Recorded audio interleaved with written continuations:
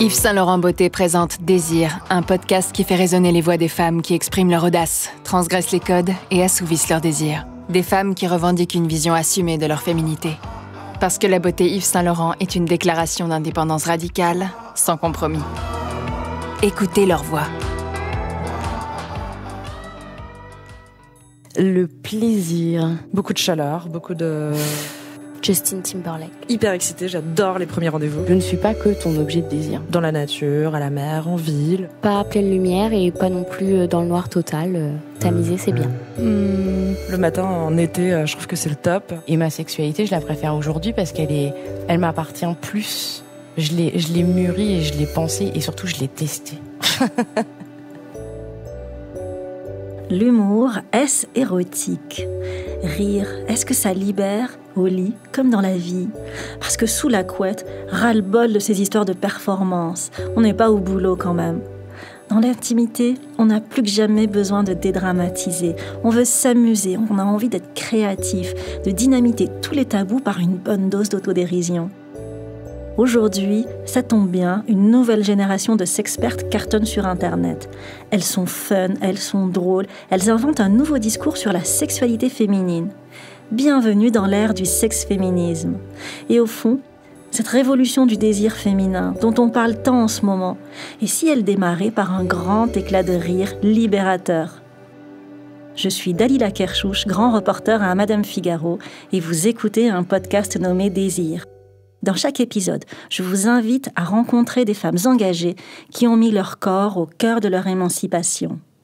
Aujourd'hui, j'accueille la youtubeuse à succès Juliette Tresanini. Bonjour Juliette. Bonjour Dalila. Juliette, tu es une méga star sur Internet.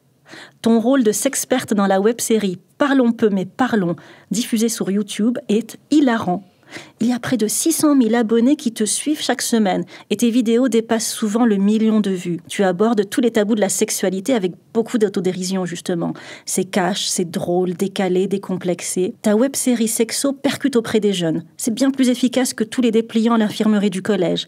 Et ce qui est intéressant, c'est que face au ravage du porno sur le web, tu proposes une éducation sexuelle alternative et positive.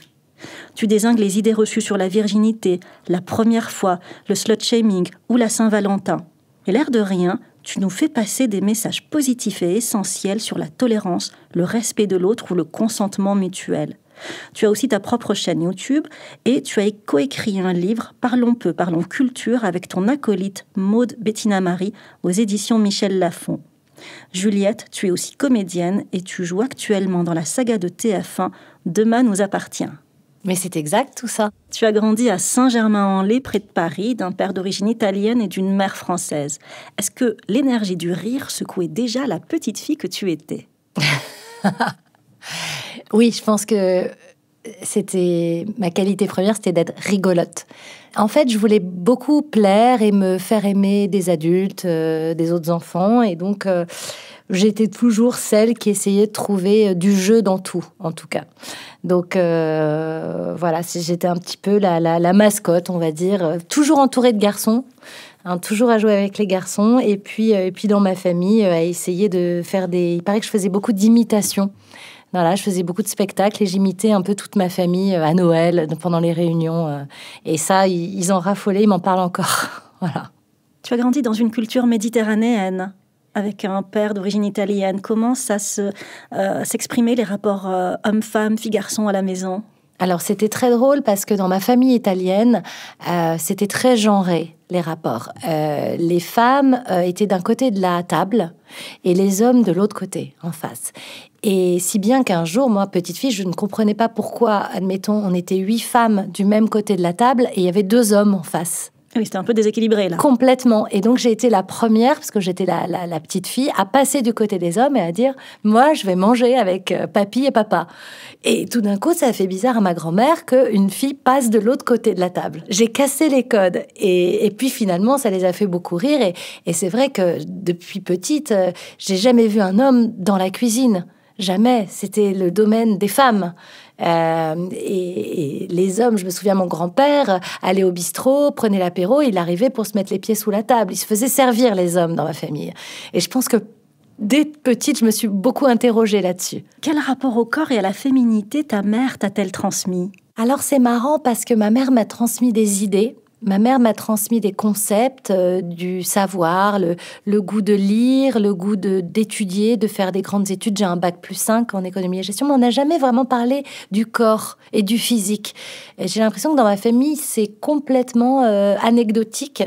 Et du coup, j'ai jamais ni parlé de sexualité avec mes parents, ni accordé de l'importance au physique. Et comment tu as vécu justement alors à l'adolescence la transformation de ton corps ? Très mal. Je me disais tout d'un coup, tiens, je suis plus à l'aise avec mon corps qui était en train de changer. Mes règles, je les ai pas forcément très bien vécues parce que j'avais pas eu l'opportunité de vraiment en parler avec mes parents. C'est arrivé en colonie de vacances en plus, à un moment où on allait tous à la piscine se baigner. Et du coup, moi, je me suis retrouvée avec ça. J'étais honteuse, c'est-à-dire que je pouvais plus me baigner, mais en même temps, je me faisais engueuler parce que je faisais pas l'activité commune. Enfin, je trouve que le fait de pas parler de ces choses-là, ça met un stress énorme sur quelque chose qui est complètement naturel. Et du coup, là, depuis que j'ai créé cette chaîne, je me suis dit, je veux pas que les petites filles ou les jeunes femmes vivent ce que j'ai vécu. Soit mal à l'aise, ne sachent pas comment gérer certains problèmes. J'ai envie que la parole se libère et qu'on en rit tous un bon coup et on se dit c'est naturel, c'est beau, c'est la vie, quoi. Voilà, il n'y a rien de honteux, dans rien.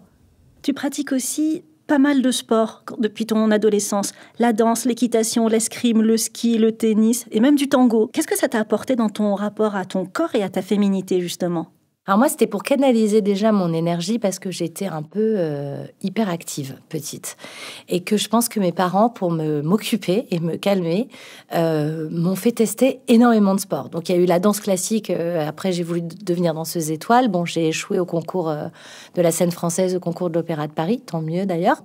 Après, je me suis mise à l'équitation, au tennis. Je crois que j'avais un besoin de me dépenser pour expulser un peu ce trop-plein d'énergie. Mais je crois qu'avant tout, j'aime être en forme et j'aime être en mouvement. Et ça fait partie aussi de tous les projets que je fais en ce moment, c'est que je ne peux pas me focaliser sur une chose à la fois, c'est qu'il faut que je mette ma créativité au service de plein de choses pour me sentir bien. Depuis que je suis à 7, donc sur la série Demain nous appartient, comme je suis loin de ma famille, enfin de mon amoureux et de mon petit garçon, le soir, je trouvais les soirées, surtout les soirées d'hiver, un peu longues. Et j'ai poussé une porte et je suis rentrée dans ce club de boxe et j'ai rencontré Jérôme Narcisse qui est mon coach et il m'a dit écoute, je vais t'entraîner 1 heure et demie par jour en sortant de tes tournages, ça va te faire un bien fou. Et au-delà de ça, je crois que ça m'a fait un déclic au cerveau, c'est-à-dire que j'ai aussi beaucoup évolué dans ma manière de voir les choses. Donc à la fois c'est un défouloir physique et en même temps psychologiquement, ça a enlevé plein de blocages. J'osais pas. Il y a des choses que j'osais pas dire. J'ai toujours été relativement polie au détriment de la vérité. Et depuis 1 an, je me suis dit que la vérité valait mieux que la politesse. Et ça m'a ouvert pas mal de portes, en fait, d'être entière. Que les gens, en fait, appréciaient cette honnêteté au-delà de l'extrême politesse. Et du coup, je pense que j'ai gagné en intégrité. Et puis, j'arrête de m'écraser. C'est-à-dire qu'avant, quand je recevais de l'agressivité, je rentrais pas dans le conflit et je disais, zut, encore un conflit. Alors que maintenant, je me mets à la hauteur de l'autre, voire au-dessus. Et bizarrement, il y a beaucoup moins de personnes qui me marchent dessus. Voilà. Et comment tu t'es construite dans ton rapport aux garçons ? Les premiers émois, l'émergence du désir, c'était comment ? J'ai toujours été la bonne copine, la pote, quoi. J'étais celle qui faisait rire, celle qui faisait des cascades, celle qui était courageuse, téméraire, rigolote, mais jamais celle qui était charmante. Pour eux, je faisais partie de la fratrie. Et un jour, je suis tombée amoureuse d'un garçon, bien sûr, mais je crois que j'avais tellement développé le côté amical que ça a été mon premier râteau, parce qu'il a dit, mais non, mais en fait, on est amis, Juliette, on peut pas être ensemble. J'étais tellement pas dans la séduction, j'étais tellement pas dans mon côté féminin, dans mon côté charme, dans mon côté... que j'ai un peu dérouté tout le monde en ayant des sentiments pour les garçons. J'ai jamais assumé un côté glamour, un côté...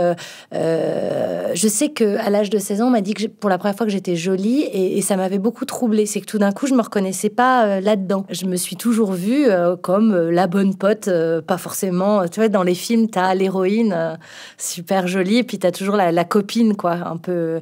Enfin, moi, je sais pas. Je pensais que j'étais moche et en fait, on m'a dit tu ne l'es pas du tout. Mais je crois que j'avais peur de tout ça. Ça m'effrayait. Je préférais tout dédramatiser par l'humour. Tu dis que tu as beaucoup regardé des séries comme Sex and the City ou Girls. En quoi ces séries t'ont-elles influencée ? Parce que ce sont des femmes libres, des femmes qui pensent par elles-mêmes, des femmes qui se sont émancipées des dictates de la société qu'on veut leur imposer. C'est-à-dire qu'une femme rit pas fort, une femme fait pas de bruit, une femme est discrète, une femme parle pas de cul, une femme... Et au bout d'un moment, t'as envie de dire, mais en fait, non, c'est pas ça une femme. Une femme, c'est ce que j'ai envie d'être. C'est des rôles modèles pour moi. C'est des femmes qui ont su... retranscrire à l'écran qui elles étaient au fond d'elles. Et c'est les femmes de cette génération, Sex and the City bien avant. Avant ça, il y a eu Friends. Moi, je suis archi fan de Friends et je trouve que c'est une série où les hommes et les femmes avaient des rôles équivalents et où ils étaient libres les uns comme les autres. C'était il y a c'était en 94 déjà. Voilà, moi j'ai grandi avec ces modèles-là. Et je me reconnaissais pas dans les séries françaises jusqu'à très récemment. Je trouve qu'il y a une vraie évolution à l'heure actuelle. Pour ne citer que Demain nous appartient, par exemple, il y a de très jolis rôles de femmes. Enfin, engagées, féministes, forts, qui prennent le pouvoir, qui prennent des décisions, qui influent sur les intrigues, qui réfléchissent, qui ont des métiers, qui se parlent entre elles d'autre chose que d'hommes.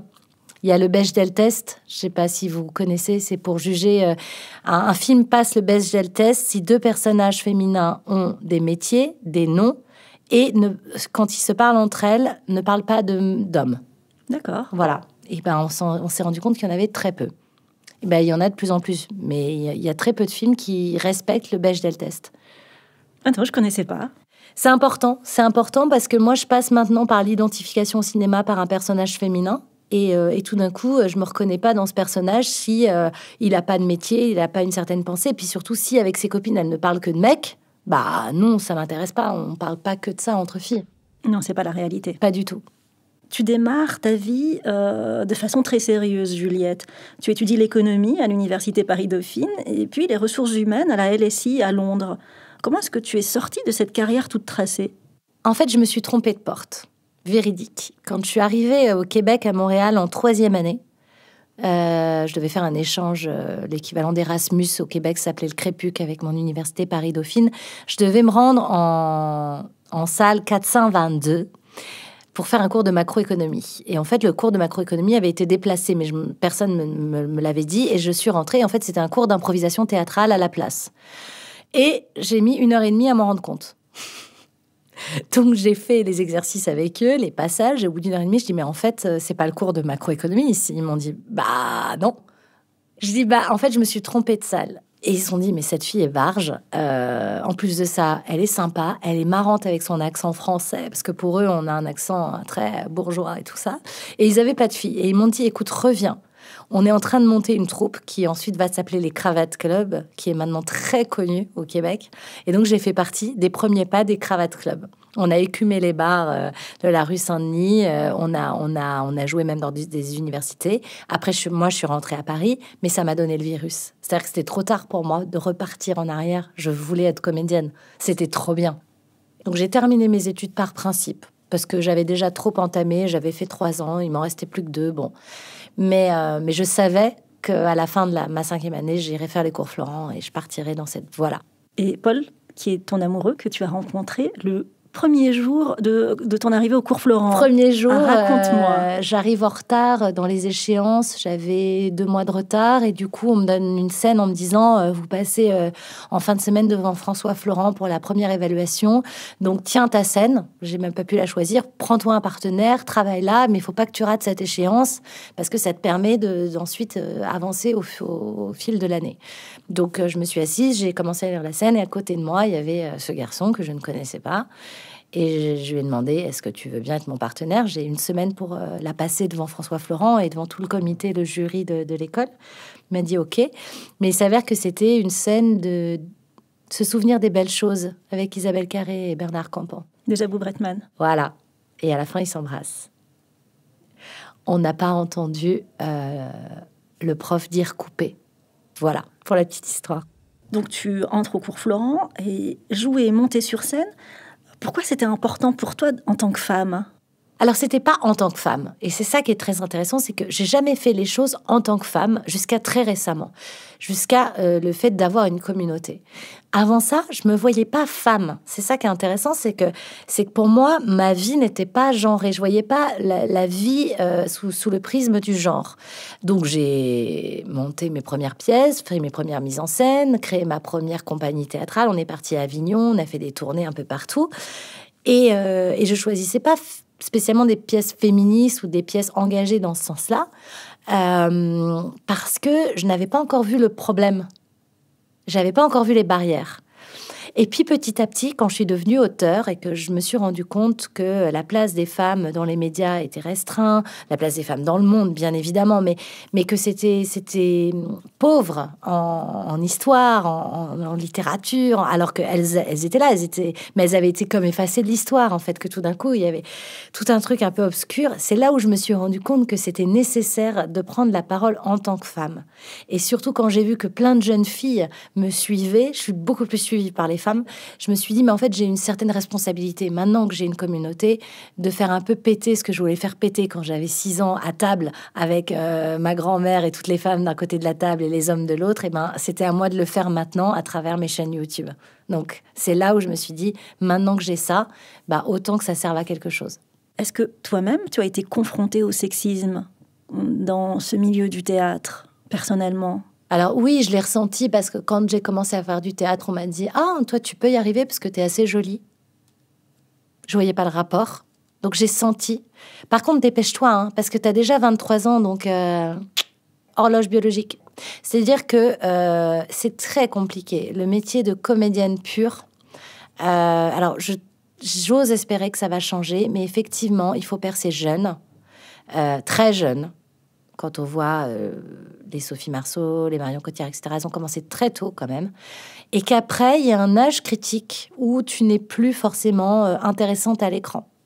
Il y a aussi le gap après 45 ans, de 45 à avant de devenir une grand-mère, ben, t'es plus visible parce que, soi-disant, plus désirable. Et tout ça, on te le dit dès le départ. Et du coup, on te fait vraiment comprendre que faut être jeune et jolie. Donc oui, tu commences à sentir un peu le sexisme. Et après de nombreux castings, tu décroches en 2012 un rôle dans la série Bref. Tu joues l'ex de Kian Kojandi. Bref, c'était un nouveau ton. Et je le savais pas à l'époque, mais effectivement, j'ai eu, je pense, une intuition très forte. C'est que je prenais mon train pour aller au festival de Saumur jouer une pièce de théâtre pendant tout l'été. Et au moment où je monte dans le train, je reçois un coup de fil en me disant « Kian Kojandi veut te voir pour des essais. C'est cet après-midi. » Et je dis oui, alors que j'étais clairement en train de m'installer dans le train. Et je connaissais pas ce garçon, mais j'ai dit oui. J'ai même pas hésité une seconde. Je suis sortie du train. Je suis arrivée au casting directement avec mes bagages, sans avoir rien préparé. On a fait des impros. Et j'ai pris le train du soir, donc je suis juste arrivée une demi-journée en retard, mais le spectacle n'avait pas commencé. Et le lendemain, il m'a appelé pour me dire « c'est toi ». Et ça a changé complètement ma carrière, donc j'ai bien fait. Tu as écouté ton intuition. Première fois de ma vie où il y avait 0 doute. En plus, ça a été extrêmement compliqué parce que je jouais à Saumur le soir. La journée, du coup, parce que le tournage a démarré 2 semaines après. Donc, du coup, j'ai dû jongler entre ces 2 actualités du moment. Mais ça me paraissait comme une évidence, en fait. Il fallait que je le fasse. Je me suis même pas posé une seule fois la question. Je pensais pas que ça allait être le succès que c'est devenu, parce que aussi bien ça aurait pu être un projet, un pilote d'une série qui ne voit jamais le jour, comme il y en a des centaines, mais non. Et c'est sur le tournage de Bref que tu rencontres Maude, ton acolyte de Parlons peu mais parlons. Comment vous êtes rencontrés ? On attendait pas mal parce qu'en fait, on nous convoquait tôt le matin et puis on avait nos scènes, mais ça pouvait être en fin de journée, par exemple. Mais ils avaient besoin d'avoir un peu tous les comédiens là, tout le temps auprès d'eux. Donc, du coup, on avait une pièce où on attendait tous avec une table régie. On était bien avec des canapés. Et du coup, on a tous beaucoup sympathisé. Et j'ai trouvé Maud extrêmement drôle. Elle écrivait déjà à l'époque, elle était auteure, elle, depuis plus longtemps que moi. Et on s'est dit, tiens, si on écrivait un sketch pour rentrer dans... À l'époque, c'était la troupe à Palmade. Et on s'est mis à écrire un sketch, puis 2, puis 3. Puis on s'est dit, mais non, on devrait faire en fait une série, une web-série. Ça serait génial. Et en fait, dans les moments d'attente de la série Bref, on commençait à avoir plein d'idées qui étaient en fait les prémices de Parlons peu, mais parlons. Et comment le thème de la sexualité est-il venu ? En fait, on faisait des apéros et puis on se rendait compte qu'on commençait par parler politique, histoire, et qu'au bout d'un ou deux verres de vin, on finissait toutes par parler sexualité et qu'on avait ce besoin de rire de ça, de libérer cette parole de la femme, parce qu'on entendait beaucoup de bêtises, de tabous autour de cette sexualité. Et on s'est dit, mais s'ils savaient... Si seulement ils savaient ce qu'il y a dans notre tête, ce qui nous... Et je me disais, mais il faut mettre un coup de pied dans la fourmilière et il faut un peu dédramatiser ça parce que c'est la vie, quoi. Et puis parler du consentement. Moi, il y avait beaucoup de choses qui me dérangeaient aussi dans la parole des jeunes, qui étaient un peu élevés à YouPorn, que moi, je connais pas. Mais je voyais qu'il y avait une pression de performance, une pression de faire comme. Et je me disais, mon Dieu, ils vont pas être heureux, ils vont passer complètement à côté de leur corps, de leur désir, de leur connexion à l'autre. Et alors qu'il suffit juste d'un dialogue, d'essayer de se connaître, d'apprendre à connaître l'autre. Et du coup, on a décidé de monter ce palliatif à YouPorn, en fait, qui est non, en fait, c'est pas ça la vie, la vraie vie. C'est plus des gens normaux qui sont dans le consentement mutuel, qui sont dans le dialogue, qui sont dans et oui, il y a des looses sexuelles, et oui, tout le monde n'est pas performant, et oui, tout le monde ne fait pas l'amour 15 fois par nuit, chacun a ses problèmes, et c'est pas grave. C'est pas grave parce que ça existe. Et le fait de dire que c'était pas grave. Puis alors, au début, c'était ça. Puis après, on s'est dit, mais attends, il y a d'autres choses. Maintenant, on a une communauté, on va parler d'endométriose. On va parler de papillomavirus. On va parler du sida. Parce que j'ai quand même entendu des jeunes me dire, non, mais le sida, c'était pas une maladie, genre dans les années 80. J'ai fait, ok, donc en fait, il faut reprendre la base. Parce que les jeunes, ils arrêtent de se protéger parce qu'ils pensent que le sida est terminé. Donc, à force de les côtoyer, je me suis dit, en fait, on doit faire énormément d'épisodes sur les idées reçues parce que c'est dramatique. Ces vidéos rendent service parce qu'ils peuvent dialoguer enfin avec leurs parents, avec leurs amis. Il y a des profs qui viennent nous voir. Quand on faisait les dédicaces de Parlons peu, parlons culture, notre livre avec Maud, les profs nous disaient, vous savez, quand on met vos vidéos en cours, ça nous permet de pouvoir discuter ensuite avec les élèves. Parce que comme vous êtes un peu deux grandes sœurs bienveillantes, on parle du sujet après avoir passé votre vidéo. C'est beaucoup plus simple pour nous. Ça évite toute gêne. Nous, on n'arrivait pas à communiquer avec eux. Et vous avez créé un lien. Vous êtes comme des synapses entre eux et nous. Donc, merci parce que vous avez vraiment la bonne parole, bienveillante, saine. Et nous, après, on répond à leurs questions, on fait le travail pédagogique. Mais vos vidéos sont des vidéos support. Et en fait, l'humour dédramatise. L'humour dédramatise, comme en plus le message derrière est profondément propice à passer des messages en cours, parce qu'en gros, on parle, oui, comme tu disais, de consentement mutuel, de bienveillance, de c'est ton droit, d'orientation sexuelle, voilà. Du coup, c'est de la tolérance, finalement. C'est juste, tu peux être qui tu veux être, tant que ça fait de mal à personne, tu as le droit. Et du coup, ils s'en servent pour pouvoir transmettre ces messages-là. Pourquoi c'est important pour toi de connaître ton corps et d'explorer ta sexualité ? Alors, c'est marrant parce que j'ai jamais trop réfléchi par rapport à moi, mais ce que je voulais, en tout cas, c'est que ce soit... que chacun soit libre de faire ce qu'il veut avec son corps. On a un corps, on est sur Terre pour un certain nombre d'années, mais on n'a qu'un corps. Et je pense que l'aimer, le connaître, le respecter, l'écouter, ça fait partie de ce pourquoi on est sur Terre. Et c'est tout un travail qui peut être intéressant, tout comme essayer de se connaître quand on fait une psychanalyse, par exemple, aussi essayer de se comprendre, de se toucher, etc., pour essayer de voir comment on fonctionne et d'aimer tomber en amour avec soi. On parle beaucoup actuellement de sex-féminisme, de sex-powerment, d'émancipation des femmes par la sexualité. Est-ce que ces mots te parlent et de quelle manière est-ce qu'ils résonnent en toi ?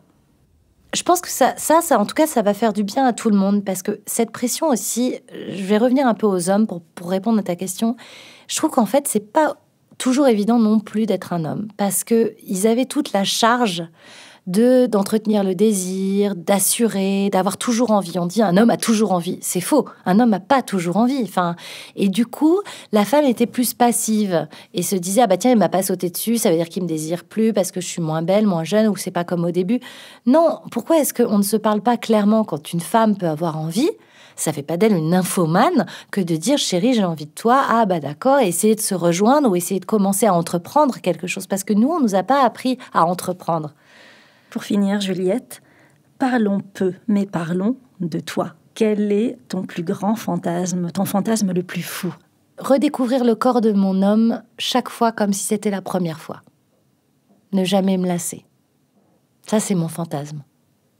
Merci Juliette. Merci beaucoup de m'avoir invitée. J'étais ravie. Et merci de nous avoir écoutés. Découvrez sur YouTube la géniale et hilarante web-série Parlons peu, mais parlons, ainsi que la chaîne perso de Juliette Tresanini.